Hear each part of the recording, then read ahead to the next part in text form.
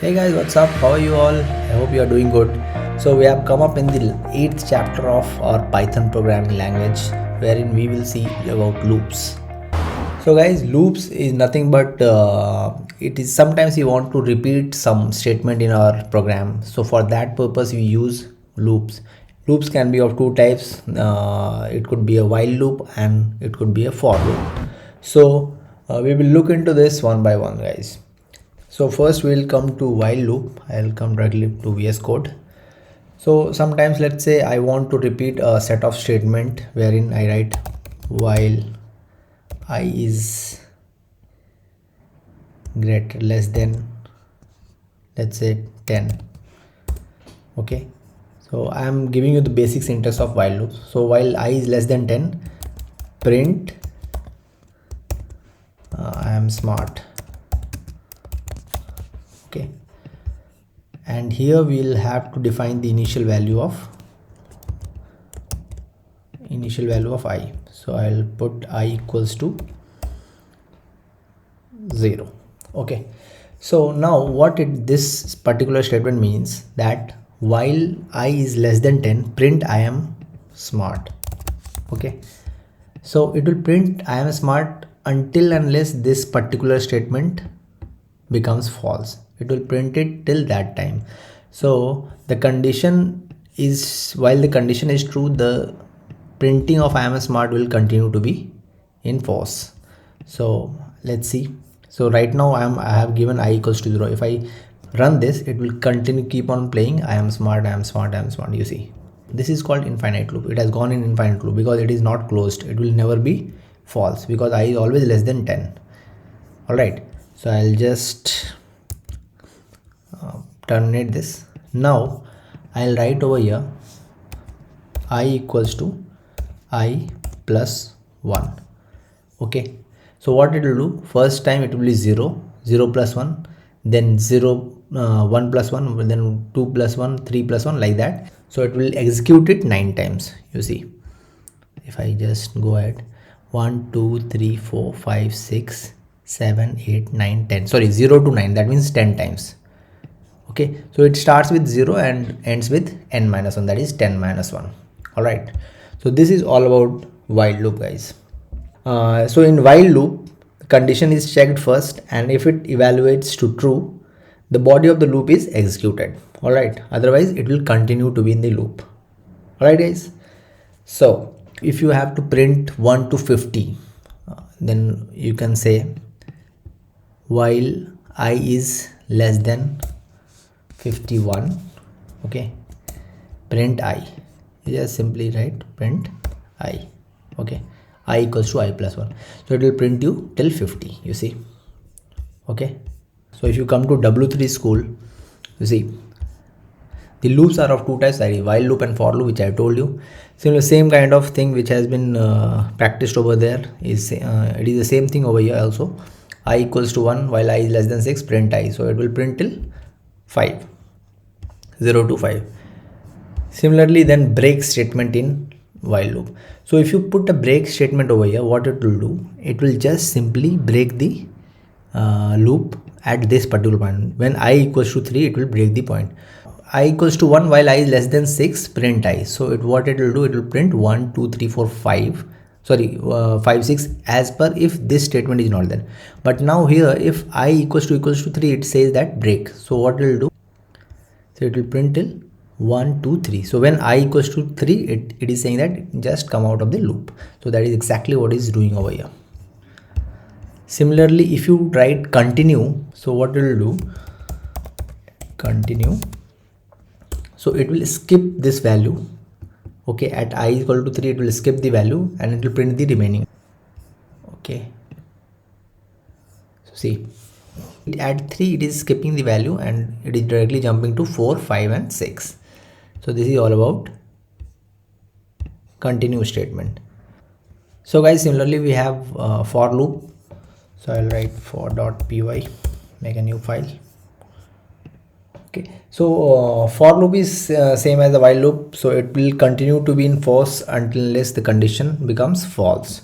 So the basic syntax of for loop is like, let's say we have a list list of item wherein I have 12, 21, some name, and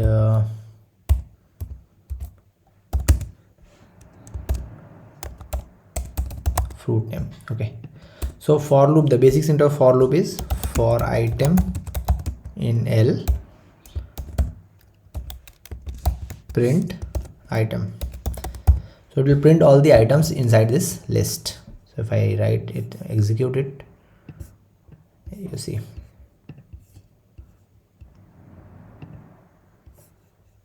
12, 21, Gaurav and Apple. All right. So this was the for loop, guys.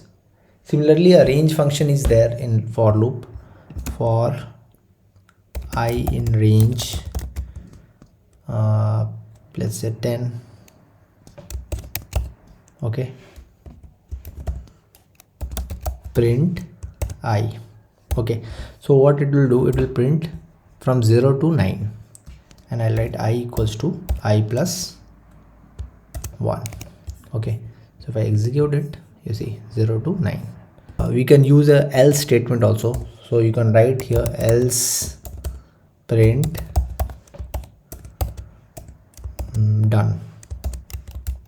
Okay, so this will be executed only if the loops, this condition is completed. If this loop is executed, then only it will be printed. So if I print it, so lastly it is printing done.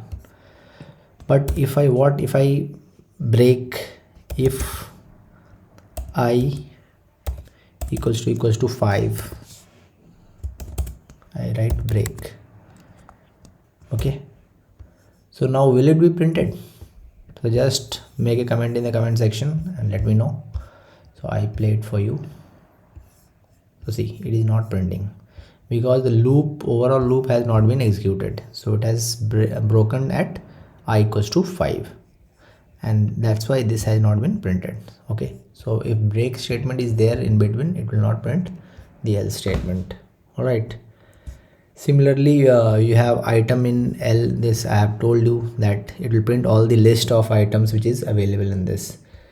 Then you can have a range between, you can define a range from, like this particular 10 is defining from 0 to 10.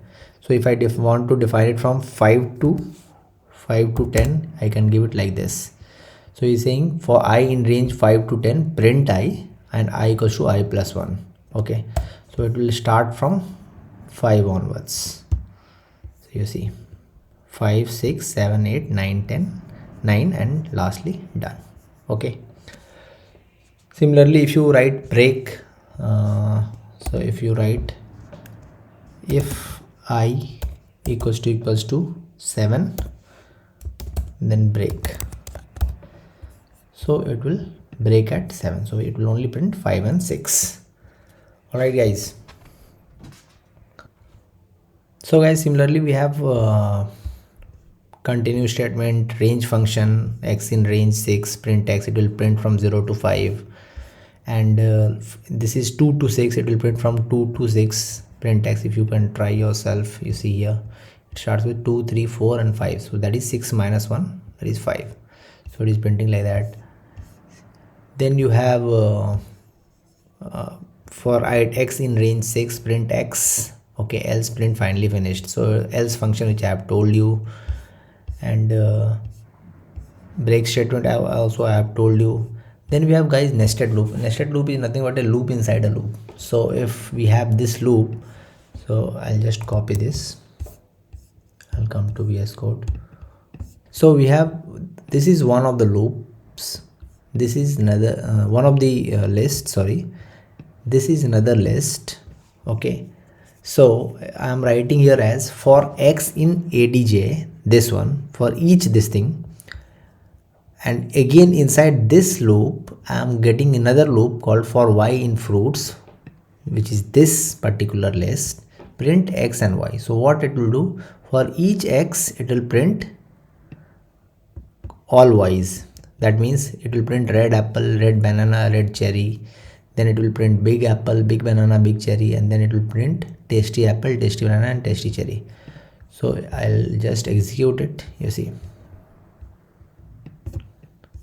so it has printed red apple, banana, cherry, big apple, banana, cherry, and tasty apple, banana, cherry. So this is all about the nested loop, guys. Then we have a pass statement. So if you write a pass after any of the this thing, for example, I write for item in for I in range 10, okay, I write pass. So pass means do nothing, okay, so it will not throw an error. But if I don't write pass, it will throw an error. So I'll just show you, comment it out. For item in range 10, so he is saying that expectation and indent block, so some error is showing. But if I write pass, say it is executed, so there is no error right now. So pass is a statement which is used for time being. You are just saying that do nothing, okay, I have this function but do nothing, so it will move on to the next code of line. All right, similarly this pass function we will be using in def in functions, where we will be studying functions. At that time, if we are defining some function as def like say play store as a function we are defining, and later on we want to write the code regarding this function, then I'll simply write pass.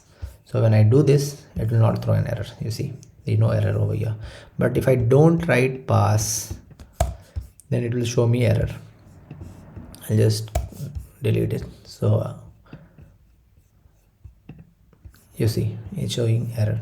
So pass is simply means that you don't do anything for the time being, and later on you can write your program. So you will have, when you come to functions, you will have many functions lined up, and each functions you will not be doing it in a sequential way. So for timing, you can just write pass, and then you can check your code, and accordingly then later on you can come and code for your particular functions.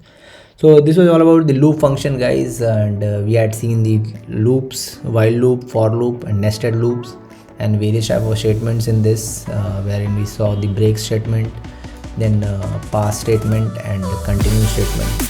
So this was a very short tutorial on loops, guys. Next chapter we'll be seeing about the functions and recursions in Python. So stay tuned with me till the time. See you guys. Bye.